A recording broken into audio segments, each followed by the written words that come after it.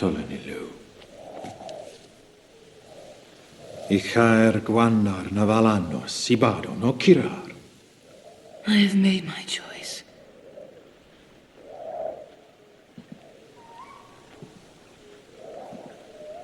He is not coming back. Why do you linger here when there is no hope? There is still hope.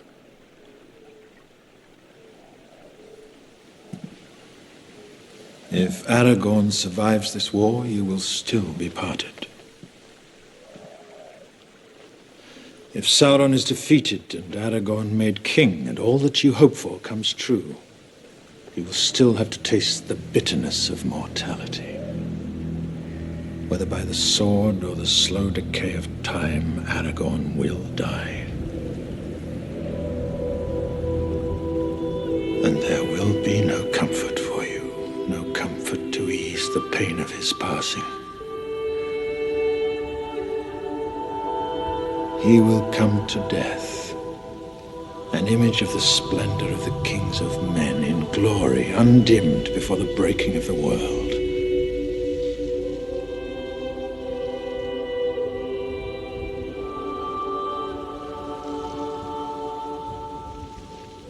But you, my daughter, you will linger on in darkness and in doubt, as nightfall in winter that comes without a star. Here you will dwell, bound to your grief under the fading trees, until all the world is changed and the long years of your life are utterly spent.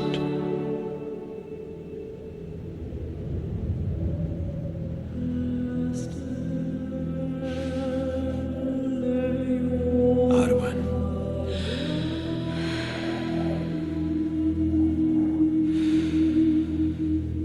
There is nothing for you here, only death.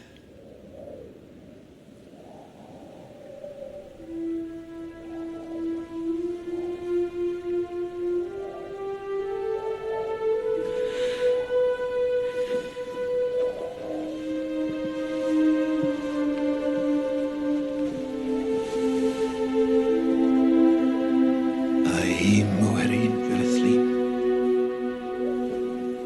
Gary fed me better.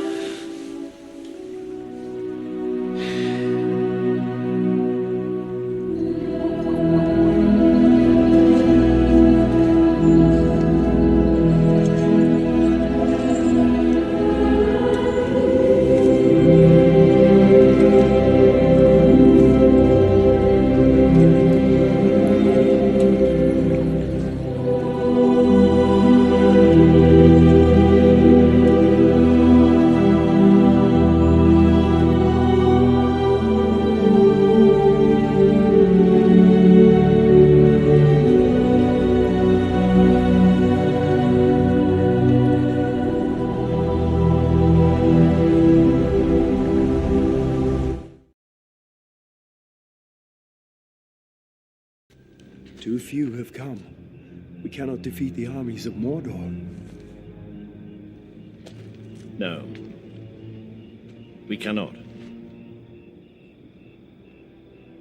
But we will meet them in battle nonetheless. Okay, so there is a good reason why the Lord of the Rings movies are some of the highest grossing movies of all time. And I think there are a few reasons, but for me, I think one of the biggest reasons is that there are messages contained in the story which we as human beings can relate to on a really deep level. And I think one of those messages has to do with hope and with the unusual way in which the concept and the value of hope is portrayed in the movies, I should say. Hope is a virtue like patience, like faith, that is kind of irrational. It's not really based on anything that we can really see in our external world or environment. It's something that we feel deep in our hearts. And so it can be difficult for us as human beings sometimes to develop and sustain virtues such as hope and patience and faith. And today I want to talk about hope and the way in which it's portrayed in the movies and what we can learn from that. So you might want to cast your mind back to a time in your life when you had hope about a particular situation that perhaps seemed a little bit bleak or hopeless.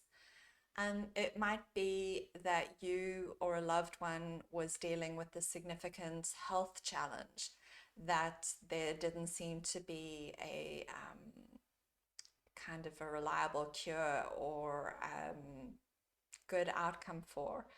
Or it might be that you have lost a relationship that was very meaningful to you. Perhaps someone who used to be in your life is no longer in your life and you would very much like them back. Perhaps someone that you were romantically involved with is no longer around and doesn't seem to be likely to come back into your life. Perhaps there's a vision or a dream or a goal that you have that seems to be very, very difficult to achieve, and the odds seem to be stacked against you. But whatever it is, there might have been a small voice in your heart that whispers to you that this might be something that's still possible, even though from the outside it looks hopeless. There might be just that little voice in your heart that says, don't give up just yet. And that's hope. Of course, hope can take other forms, but that's the sort of unlikely hope that I want to talk about today, and the sort of hope that we see in the Lord of the Rings films. And so in the first clip that I played for you, Elrond is coming to Arwen and saying to her, why are you staying here in Middle Earth when there is no hope? Aragorn has left you. He's not coming back. This war can't be won. The enemy is too powerful. The darkness is closing in. You have another chance for a chance for another life where happiness would be more of a certain outcome. Come with us to Valinor, where you don't have to feel this sorrow, where you don't have to be around this darkness, where you can have immortality and peace, and where everything can be a lot more certain, and you don't have to ask yourself these questions. You don't have to put yourself through this torture. And Arwen says to him, there is still hope. Now, at the time in the story when she says this, there really didn't seem to be hope. Aragorn had left her without giving her any indication of when he was coming back or if he was coming back. He had actually told her to move on, to leave, to give up hope for him. The mission with Frodo and the ring was very much up in the air. It seemed like a mission that was extremely unlikely to succeed. And the easy thing to do, the logical, the sensible thing to do, sensible, I say, for Arwen to have done would have been to leave at that point. So why did she stay? Why did she still have hope? Well, her hope came from a place deep inside her own heart. There were no external facts or reasons that she could point to telling her to have hope or telling her that this might all work out for the best. It came from somewhere inside herself. This hope came from inside her own heart. And that's the only reason why she had hope at that point. even though she couldn't see anything around her to suggest that she was right to hope. Hope is something that exists for its own sake. Hope is something that is a uniquely beautiful and human quality that comes from the inside and not from the outside. There's a beautiful line from, I believe it's the Rings of Power series that came out recently. And it goes, when all other senses sleep, the eye of hope is the last to shut and the first to wake. And I think this really describes the character of hope very well. And so I just want to encourage you, if you have this kind of hope, it might seem foolish to others, but it is this really beautiful and uniquely human quality, and it is something that can be really magical. And we see Elrond's response to Arwen's hope is very typical of what we might get from the people in our lives when we have hope in what seems to be a bleak or hopeless situation. He tries to persuade her out of having hope. He points out all the reasons why the situation is bleak. I mean, as if she didn't already know that. But he tells her, you know, this is a fool's, you know, fantasy for you to think that staying here could end in anything other than complete sorrow and death and sadness for you. And he attempts to convince her out of having hope. Now, this is really, as I say, really typical of the sort of response that we can often expect when we allow ourselves to have hope in a seemingly hopeless situation. The people in our lives will often try to pour cold water on that hope. Those who love us may, you know, try to advise us against having hope, and strangers might kind of scoff at our hope. And I just want you to be aware that when people do this, they're doing it because of their own fear. It's their own fear of being disappointed. It's their own fear of pain and of loss that is discouraging them from having hope and telling them that it's safer to shut down that part of our heart that would hope, that would be open to the possibility that things might still work out for the best. And so just be aware of that. It's fear that talks us out of having hope. And so, you know, people who love you don't want you to get hurt. They don't want to see you hurt. But it's really their own fear that they are projecting onto you. And I just want to just point out that our fear always makes things seem a lot worse than it truly is. Our fear is there to protect us. It's there to protect us from pain. And so fear will always try to make things seem worse than they really are. Although I've said before that fear is a valuable emotion, it's important to realize that it comes from quite a primitive part of ourselves, whereas hope comes from a more enlightened and advanced part of ourselves, the part of ourselves that can see the possibility for the future. And the fact of the matter is that we can't always see all outcomes. You know, there is always the possibility that things can work out for the best and that things can change and develop in as yet unforeseen wonderful ways. And so there is value in hope, and there is boldness and courage in having hope. And I just would encourage you, if there's a dream that you really believe in, if there's something that you are holding on to hope for, don't let fear or the fear of others squash that hope for you.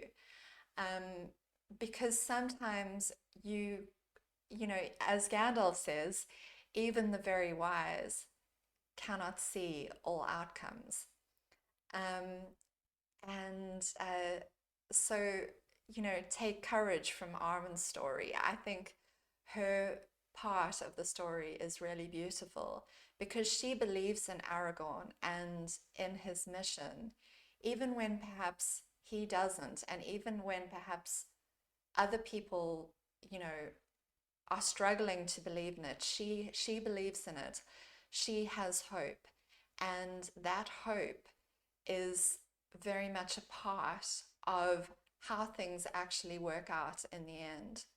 Um, and then, so if we look at the second clip um, that I played, which is from The Return of the King. So the first clip with Arwen and Elrond is from The Two Towers, and the second clip is from The Return of the King, where Theoden is addressing his men on the eve of battle.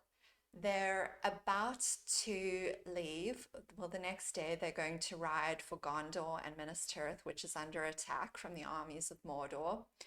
And Theoden has collected all the men and all the riders from all the corners of Rohan that he can in order to, you know, raise an army to go and help Gondor in her hour of need and, you know, fight against the enemy. And his general, Gamling, I believe his name is, says, you know, too few men have come. We're not going to be able to defeat the armies of Mordor with the men that we have. You know, this is basically, this is a mission that's sure to fail. And he's losing hope.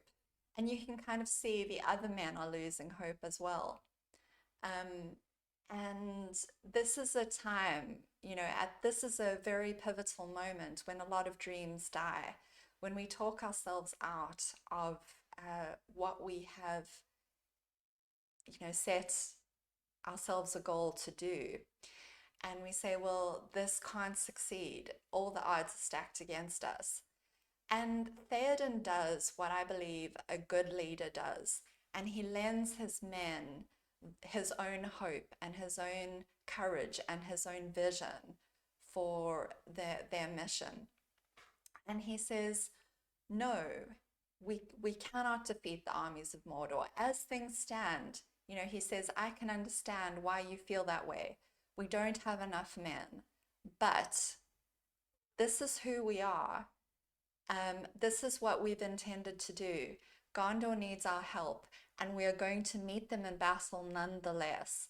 And I just think these are words of such courage and such boldness that we ourselves, watching, we as the viewer can draw such strength from. Remember who you are. Remember what's important to you. Remember what you've set out to do, what your intentions are, and your values. And don't let the possibility or even the probability of failure put you off from taking a risk and going for your goals and for your dreams. Because if you fail, at least you won't be living with the pain of regret of what if we had gone for it, and what beautiful, amazing outcome could have transpired if we had just had the courage and the boldness to meet our fears and our enemies head on. You know, and in our modern life, our enemies can take all sorts of different forms. They don't have to be enemies in the form of a battlefield. They could be the enemies of just fear and doubt and, you know, the odds stacked against us. And there's something really beautiful and really profound about having courage and boldness in a situation like that, because the truth is we really can't see all outcomes. What ends up happening, of course, as we know if we watch the movies, is that Rohan goes to meet the armies of Mordor, and at first they seem to be triumphing, which, you know, seems to be an initially positive turn of events. And then more armies come, and then the battle starts to turn against them. But in the end, they triumph because Aragorn and his armies of undead come to help them. And, you know, it's a whole chain of events that they could not have foreseen beforehand. And had they not just gone for it, and had that courage, they would have cheated themselves out of the most amazing results that they eventually got. And so that's really what I love about this message. It's this message of hope that what's really important is not the odds that are stacked against you, but the qualities that you bring to the fight, who you are as a person, your personal honor and integrity, and your dreams, and your own courage and strength actually mean more than the probability of failure. And as I say, that is what we truly admire in a strong leader. It's someone who has that vision for the future, even when everyone else is saying, you know, this can't be done. This is a battle you can't win, you know, and kind of trying to talk you out of going for it. And so, you know, take courage and take inspiration from Theoden's words. No, we can't win. Well, you know, it looks as if we can't win, but we're going to do it anyway. We'll meet them in battle nonetheless. And I'm obviously not saying, you know, take foolish risks all the time. I'm not saying be reckless with your health and with your resources, or your, you know, I'm not saying run headlong into danger, but I'm saying be bold. And if a dream is worth fighting for, if something is worth having, don't be afraid to go for it. Because at least then you won't have the pain of regret of what if I had gone for it. You know, take courage, and especially if this is something that there's a hope deep in your heart that says there is, you know, like Arwen said, there is still hope. There is a chance. And if you really believe that this is something that could work out for the best, that is worth having, you know, then give yourself that opportunity to go for it. One last thing about hope. The road that hope takes us down is often not an easy road, you know, because nothing that's worth having in life comes easily or quickly in general. If that were the case, we would all just be kind of rolling around in prosperity all the time. Most people let fear talk them out of dreaming big. And so if you do decide to let your hope propel you forward and to maybe see the best in a situation that might look bleak, just know that it might not be easy. It might take a lot of patience. It might take a lot of perseverance. It might take you continuing to sustain yourself with hope, even when other people can't see it. You might have to keep going, even when the going gets tough. But hope is the thing that can sustain you and that can give you a renewed vision and a renewed sense of purpose and a sense of what is possible. and you can find the most amazing rewards on the other side of that journey, because you can be the one who dares to go where others are afraid to go. And hope can be that catalyst, that starting point that allows you to go on that journey. And so I hope you've taken encouragement and inspiration from these messages and from, the thoughts that I've had on the subject of hope. And I hope that maybe I've inspired you to go and watch the Lord of the Rings movies again and see how the message of hope really permeates the whole story and what we can take from it, and how we can use it to create magic in our lives. So I'll see you next time.